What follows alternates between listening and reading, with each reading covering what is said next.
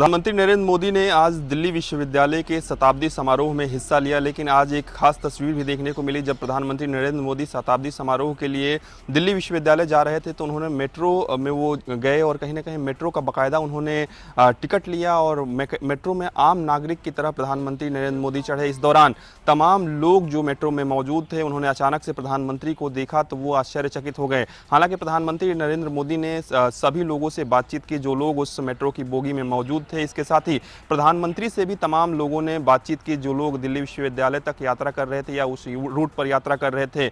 आपको बता दें कि आज दिल्ली विश्वविद्यालय के शताब्दी समारोह का समापन था और कहीं ना कहीं कई योजनाओं की अगर हम बात करें, प्रधानमंत्री ने एक तरीके से सौगात भी दिल्ली विश्वविद्यालय को दी है। निश्चित रूप से दिल्ली विश्वविद्यालय का काफ़ी महत्वपूर्ण योगदान रहा है, खासतौर पर देश में शिक्षा व्यवस्था को बेहतर करने के लिए। तो आज एक बेहद ही खास तस्वीर प्रधानमंत्री नरेंद्र मोदी को देखने को मिली। और प्रधानमंत्री की बात करें तो अक्सर प्रधानमंत्री नरेंद्र मोदी इस तरीके की कवायद करते हुए नजर आते हैं। सपा कार्यालय में आज का दिन बेहद खास रहा क्योंकि आज एक बड़ी बैठक हुई है। बैठक का नेतृत्व खुद अखिलेश यादव ने किया है। समाजवादी पार्टी के सभी बड़े पदाधिकारी आज इस बैठक में मौजूद रहे और मुद्दों पर चर्चा हुई, जिन मुद्दों को लेकर सपा सुप्रीमो मैदान में उतरेंगे, चाहे वो जाति जनगणना का मुद्दा रहा हो। इसके अलावा आपको बता दें, लोक जनजागरण यात्रा जो रथ निकाल रहे हैं अखिलेश यादव, वो भी एक चर्चाओं का विषय रहा है कि कहां से होकर गुजरेगा वो रथ। इसके अलावा आपको बता दें, लोकसभा चुनाव 2024 में कौन से लोकसभा क्षेत्र से कौन प्रत्याशी होगा, इसको लेकर भी आज अखिलेश यादव ने तमाम पदाधिकारियों के साथ में राय मशवरा किया है, चर्चा की है। और आपको बता दें, लोकसभा चुनाव 2024 को लेकर अखिलेश यादव का होमवर्क पूरा हो चुका है। तमाम उन प्रत्याशियों के नाम फाइनल हो चुके हैं। अब अखिलेश यादव अपने जब भारतीय जनता पार्टी जब अपने पत्ते खोलेगी, उसके बाद अखिलेश यादव फाइनल मोहर लगाएंगे, अपने प्रत्याशियों की सूची रिलीज करेंगे। पहले वो भारतीय जनता पार्टी की चाल देखना चाहते हैं कि भारतीय जनता पार्टी किसको मैदान में उतारती है। वहीं अगर आपको बता दें कि समाजवादी पार्टी सपा की गढ़ वाली सीटों पर उन प्रत्याशियों को उतारेगी जो समाजवादी पार्टी के परिवार के हिस्सा रहे हैं। समाजवादी पार्टी के परिवार के लोग जो है वो मैदान में नजर आएंगे। बेसिक शिक्षा विभाग स्थानांतरण पॉलिसी को लेकर के एक और मौका देने जा रहा है। उन शिक्षकों को मौका मिलेगा जो शिक्षक अभी तक आवेदन नहीं कर पाए, यानी साफ है कि आईएनसी के तहत ये पोर्टल खोला जाएगा। इसके साथ ही साथ में उन लोगों को मौका दिया जाएगा। साथ ही साथ दूसरे जनपद में जो स्थानांतरण चाहते हैं उनको लेकर के लगातार जिस तरीके से खमियां नजर आ रही थी, सामने नजर आ रहे थे, लेकिन इस बार ऑनलाइन होगा और इसके साथ ही साथ पूरी जानकारी जो है वो डाटा तैयार होगा। साफ है कि जिस तरीके से बेसिक शिक्षा विभाग में तबादलों की सूची लगातार जारी हो रही है, उसके साथ ही साथ में अगर बात करें एक और मौका उन शिक्षकों को मिलने जा रहा है, यानी साफ है कि आने वाले समय में वो शिक्षक अपना आवेदन पुनः फिर से कर सकते हैं। भारतीय जनता पार्टी 2024 को लेकर लगातार एक्शन और इलेक्शन के मूड में चल रही है।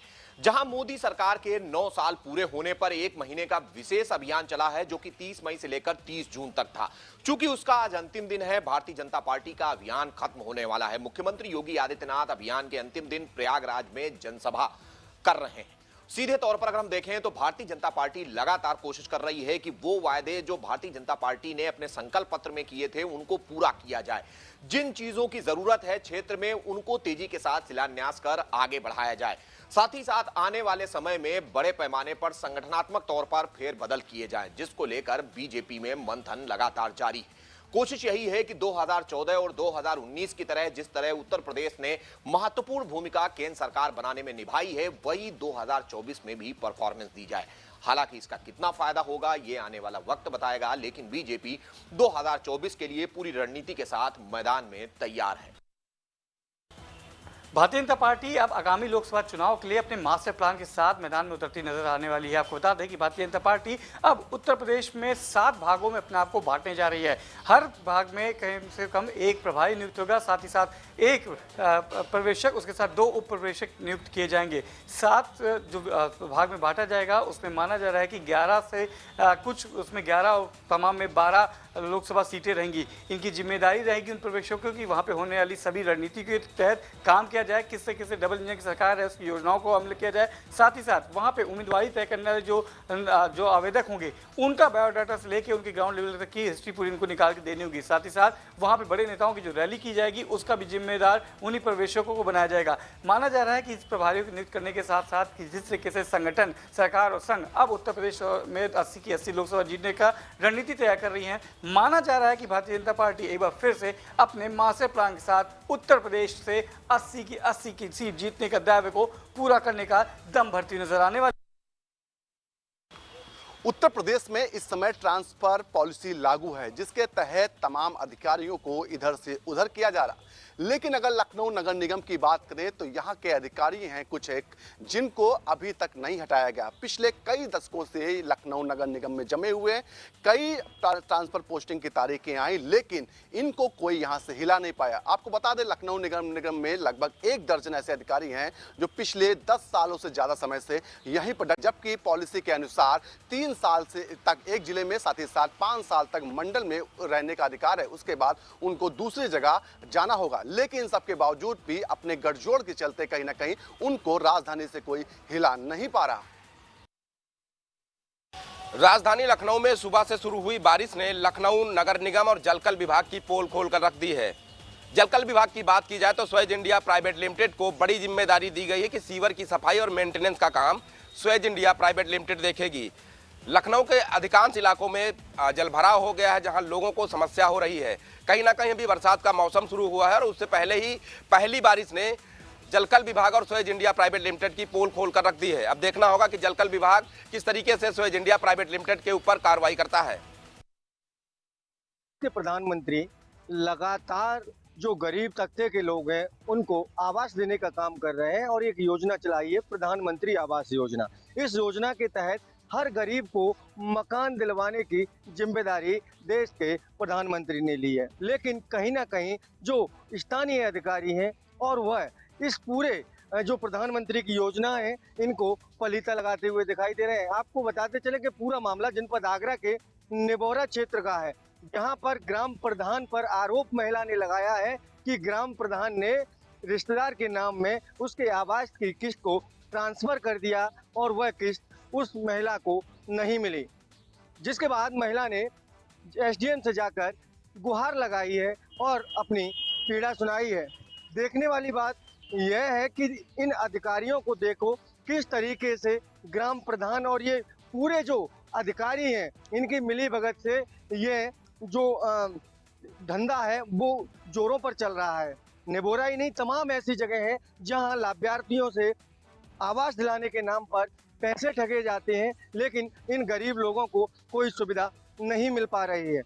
बड़ी बात यह है कि जो जिम्मेदार अधिकारी हैं आखिर उनके कानों तक इन पीड़ितों की आवाज़ क्यों नहीं पहुंचती है। अब देखने वाली बात यह होगी कि खबर चलने के बाद जो जिम्मेदार अधिकारी हैं वो ऐसे भ्रष्ट प्रधान और अधिकारियों पर जांच कर कब तक कार्रवाई करते हैं। 9 साल बेमिसाल को लेकर महा जनसंपर्क कर रहे हैं। वहीं इस क्षेत्र में आगरा के न्यूज़ मीडिया संवाददाता ने रियलिटी चेक किया, 9 साल बेमिसाल को लेकर पोल खोल दी। आगरा के ऐसे वार्ड की तस्वीर हमने देखी जहां पर कैबिनेट मंत्री और वर्तमान एमएलसी मौजूद होने के बाद गंभीर समस्या देखने को मिली। वहां के लोगों का कहना है कि यहां पर कई बार नगर आयुक्त, महापौर और कई बार मंत्रियों से शिकायत करने के बाद यहाँ के कई वर्षों से जो नाला गुजर रहा है वहाँ की समस्या का आज तक निस्तार नहीं हुआ है। हालांकि बरसात के समय की उन्होंने तस्वीर बताई तो उनका कहना था कि बरसात के माहौल समय इस तरह का माहौल होता है कि वहाँ पर पानी रोड से 3-4 फुट पानी रोड पर ऊपर होता है। लोग घरों में कैद होने के लिए मजबूर होते हैं। लोगों ने अपने घरों के गेट के बाहर नेट के सड़क लगा रखी है जिस तरह से घरों में पानी न जा सके। हालांकि इस मामले को लेकर स्थानीय लोगों में काफ़ी आक्रोश दिखाई दिया, जिसके चलते निकाय चुनाव में निर्दलीय प्रत्याशी को जीत भी दर्ज कराई है। हालांकि उन्होंने 2024 के चुनाव को लेकर साफ जाहिर कर दिया है कि यदि इस समस्या का निस्तारण नहीं हुआ तो आने वाले चुनाव में, इस 2024 के चुनाव में यहाँ की जनता वोट का बहिष्कार करेगी। अब देखने वाली बात यह है कि यहाँ के लोगों की समस्या का निस्तारण कब तक होगा या यहाँ के लोग आने वाले समय पर वोट का बहिष्कार करेंगे, ये बीजेपी 2024 लोकसभा चुनाव को लेकर के लगातार चुनावी मूड में दिख रही है। हम आपको बता दें कि जिस तरह से प्रदेश भर में बीजेपी के मंत्री व कार्यकर्ता लगातार लोगों के बीच में जा रहे हैं और लोगों की जन समस्याओं को सुन रहे हैं और सरकार की नीतियों को बता रहे हैं और सरकार के विकास कार्यों को बता रहे हैं। इसी क्रम में आज केंद्रीय मंत्री स्मृति ईरानी अमेठी आ रही हैं और जगदीशपुर विधानसभा के दर्जनों गांवों में वो जाएंगी और लोगों के बीच में बैठक करेंगी और जनसंवाद करेंगी, लोगों की समस्याओं को सुनेंगी और लोगों की समस्याओं का निराकरण भी करेंगी। हम आपको बता दें कि जिस तरह से 2019 में अमेठी की बात करते हैं तो अमेठी में भगवा लहराया था और कमल खिला था, तब से लेकर के लगातार केंद्रीय मंत्री स्मृति ईरानी सक्रिय नजर आ रही हैं और चुनावी मूड में दिख रही हैं। अगर हम बात करें तो पूरे 4 वर्ष तक तो उन्होंने लगातार अमेठी का दौरा किया और अमेठी के लोगों के बीच में रही और लोगों की समस्याओं को सुना और लोगों की समस्याओं का निराकरण भी किया और विकास की रूपरेखा भी खींची। इसी क्रम में आज अमेठी आ रही है केंद्रीय मंत्री स्मृति ईरानी और लगातार दर्जनों गाँवों में जाएंगी और लोगों से जनसंवाद करेंगी और सरकार की नीतियों को बताएंगी और लोगों की समस्याओं को सुनेंगी और उनके समस्याओं का निराकरण भी करेंगी। बिजनौर के बड़ापुर में आज ऐसा मामला देखने को मिला जिसे देख लोग हैरान हैं। जी हां, आपको बताते चलें, बिजनौर के बड़ापुर में दुल्हन को लेने आई बारात में किसी बात को लेकर लाठी डंडे चल गए और लाठी डंडे इस प्रकार चले कि आधा दर्जन से ज़्यादा लोग गंभीर रूप से घायल हो गए।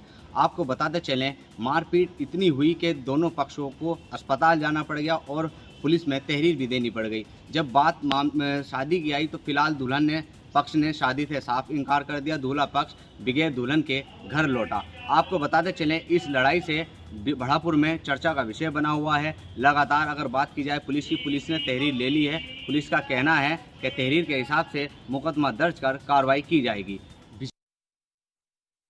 बीते 12 घंटों से हो रही पूर्वांचल में झमाझम बारिश ने गर्मी और उमस से निजात दिला दी है।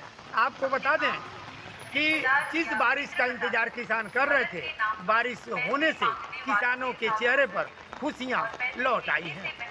धान की रुपाई और गड़ाई में किसान जुट गए। खासतौर से बारिश ने कई मोहल्लों में जहां एक तरफ से उमस और गर्मी से निजात दी है, वहीं कई मोहल्लों में महानगर की जल जमाव की स्थिति बनी हुई है। बीते का जिस तरीके से जिला प्रशासन का कहना है कि ज़िले में ओवरलोडिंग बिल्कुल नहीं हो रही है, वहीं आपको बता दें कि अवैध खनन माफिया लगातार ओवरलोडिंग का खेल खेल रहे हैं। आपको बता दें कि झांसी जिले के गरोठा तहसील का मामला है, जहां पर थाने और जो प्रशासनिक अधिकारियों के ऑफिस है उसके बाहर से ओवरलोड डंपर दिन भर गुजर रहे हैं। वहीं इन डंपरों पर कोई कार्रवाई क्यों नहीं की जा रही है, आखिर यह बहुत बड़ा सवाल है। जबकि ज़िले के अधिकारी लगातार ओवरलोडिंग को लेकर कार्रवाई की बात कर रहे हैं, लेकिन ऐसा सामने होता नज़र नहीं आ रहा है। वहीं आपको बता दें कि ओवरलोडिंग की वजह से नगर की सड़कें पूरे तरीके से ध्वस्त हो चुकी हैं। नई नवेली सड़कें पूरी दम उनकी निकल चुकी है और कहीं ना कहीं सड़कें खराब होने से राहगीरों को रोज़ दिक्कत हो रही है।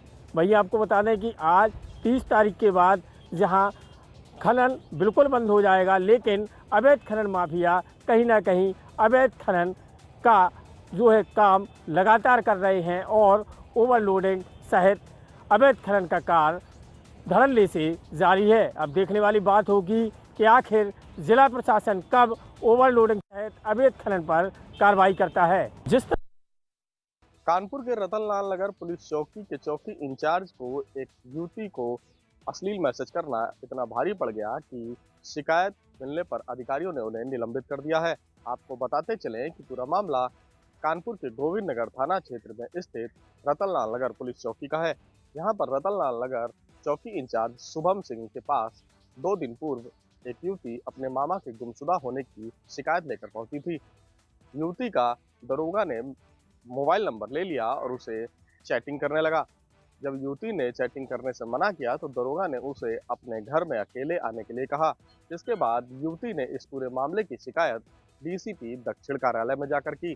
जिसके बाद डीसीपी दक्षिण ने इस पूरे मामले पर जांच बैठाई और व्हाट्सएप चैटिंग के माध्यम से इसमें रतनलाल चौकी के चौकी इंचार्ज शुभम सिंह को दोषी पाया और इस पूरे मामले पर कार्रवाई करते हुए उन्हें निलंबित कर दिया गया है। ऐसे में कहीं ना कहीं से दरोगा की इस हरकत ने पुलिस प्रशासन को शर्मसार किया है।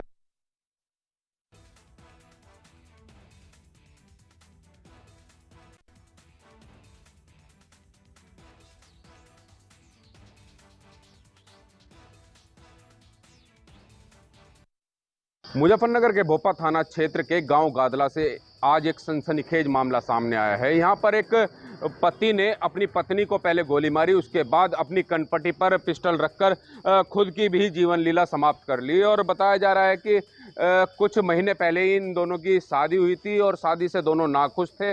आज जिसने शादी कराई थी उसके घर पर पहुंचे थे और पहुंचने के बाद वहां पर भी गाली गलौच हुई है और वहां पर भी गोली चली है। इस गोलीबारी में एक अन्य युवक भी घायल हुआ है। पुलिस अब पूरे मामले की जांच पड़ताल में जुट गई है और इस पूरे मामले में एक मानवता को शर्मसार करने वाला वीडियो भी सामने आया है, जिसमें पति पत्नी दोनों गोली लगने के बाद सड़क पर पड़े हुए तड़प रहे हैं और गांव के किसी भी व्यक्ति ने उन लोगों को अस्पताल पहुंचाने की जहमत नहीं उठाई, बल्कि वीडियो बनाने में व्यस्त रहे। महोबा में इमरजेंसी सेवाओं का दम भरने वाली जिले की स्वास्थ्य सेवा की पोल उस समय खुल गई जब बीती रात एक बेटे को बरसते पानी में अपनी बूढ़ी मां को हाथ ठेले में अस्पताल लाना पड़ा।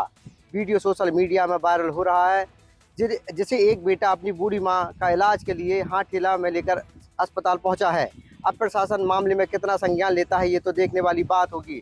फिलहाल ये कोई पहला मामला नहीं है जहां ये वीडियो वायरल हुआ। अस्पताल में हर दिन ऐसी कुछ न कुछ जो है घटनाएं सामने आती रहती है और अस्पताल की पोल खुलती रहती है। वहीं जिले के जो डॉक्टर हैं वो बाहर की दवाई लिखने में मस्त है और बाहर की जांचें लिखने में मस्त है। अब देखने वाली बात होगी कि प्रशासन इन डॉक्टर्स पर और स्वास्थ्य सेवा पर को ठीक करने में क्या करता हो। बलिया जनपद की नरही थाना अंतर्गत शर्मनपुर गांव की, जहां पर काशीदास बाबा की पूजा में अबोध बच्चे के ऊपर खौलते दूध से लेप करने का मामला है। वीडियो वायरल होने के बाद से जिला प्रशासन और नरही पुलिस एक्टिव हुई, लेकिन नरही पुलिस यह मान रही है कि इसमें इस तरह की कोई बात नहीं है। लेकिन वीडियो में स्पष्ट यह बातें सामने आ रही हैं कि अबोध बच्चे के ऊपर गर्म दूध से लेप किया जा रहा है। यह कोई पहली घटना नहीं है। इस तरह की घटनाएं प्रत्येक साल होती हैं और इस घटना को घटना न कहा जाए बल्कि एक आस्था और विश्वास का पूजा है, जिसमें यादव वंश के लोग जो है काशीदास बाबा की पूजा करते हैं, जिसमें कि तरह तरह के उसमें तरीके होते हैं जिसमें पूजा किया जाता है। जैसे कि यहाँ भी देखा गया था कि मंत्र के द्वारा अग्नि को प्रज्वलित करना, बर्फ़ की सिल्ली पर खीर बनाना और छोटे से अबोध बच्चे के ऊपर गर्म दूध का लेप करना पंथी द्वारा किया गया, जिसका सोशल मीडिया में वीडियो वायरल होने लगा। वीडियो वायरल होने के बाद से क्षेत्राधिकारी सदर बलिया मौके पर जाकर तफ्तीश किए, लेकिन उनका ये मानना है कि अबोध बच्चे के ऊपर लेप नहीं किया गया। तो एक तरह से यह देखा जाए तो इस घटना पर पर्दा डालने का प्रयास किया गया, इसलिए कि वहाँ से कोई शिकायत करता नहीं मिला। और मिलता भी कैसे, जब यादव वंश के आस्था और विश्वास की वह पूजा है। एक तरह से इसको माना जाए कि दैविक चमत्कार है कि वह पंथी पूजा करता है और इस तरह की कोई दुर्घटना नहीं होती है जिसमें कि लोग शिकायत करें। इस तरह से देखा जाए तो फिर वहाँ के लोगों ने जब शिकायत नहीं किया तो पुलिस भी बचने का अपना रास्ता अख्तियार कर ली। इतना कह के कि अगर किसी के तरफ से शिकायत की जाती है तो फिर आगे कार्रवाई की जाएगी। लेकिन कहीं ना कहीं अगर जो इस आधुनिक युग में, वैज्ञानिक युग में देखा जाए तो इसमें एक हादसा होने की गुंजाइश थी। इस पर पुलिस को कहीं ना कहीं एक्टिव होना चाहिए था, लेकिन ऐसा पुलिस ने नहीं किया, केवल खाना पूर्ति करके मामले को रफा दफा करने का प्रयास किया। बलिया जनपद की उत्तर प्रदेश के मुख्यमंत्री योगी आदित्यनाथ लाख दावे कर रहे हो और जीरो टॉलरेंस की बात कर रहे हो, लेकिन भ्रष्टाचार की तस्वीरें कहीं ना कहीं से निकलकर सामने जरूर आती हैं। ताज़ा मामला रायबरेली के दीन शाह गौरा ब्लॉक के पूरे भोपाल सिंह गांव का है, जहां 4 करोड़ की लागत से प्रधानमंत्री सड़क योजना के तहत सड़क बनाई गई और 8 दिनों में ही पूरी सड़क उखड़ के किनारे चली गई, जिसका ग्रामीणों ने जमकर विरोध किया है। वहीं जिलाधिकारी से भी मांग की है कि इसमें लिप्त भ्रष्ट जो अधिकारी हों उन पर कार्रवाई की जाए। फिलहाल जो ग्रामीण है उनका साफ तौर पर कहना है कि जो उसकी मानक तय कर रहे थे, जो वहां पे जय थे, जय से लगातार शिकायत करने के बाद भी जय ने उस पर संज्ञान नहीं लिया। फिलहाल जिस तरह से ये मामला उभर कर सामने आया है, अब देखना ये होगा कि खबर प्रकाशित होने के बाद जिला अधिकारी माला श्रीवास्तव जो तेज तर्रार मानी जाती हैं और अपने कार्रवाई के प्रति त्वरित कार्रवाई के लिए जानी जाती हैं, क्या वो इस मामले को संज्ञान में लेकर कार्रवाई करेंगी और आखिर कार्रवाई किस तरह होगी, ये भी देखने वाली बात।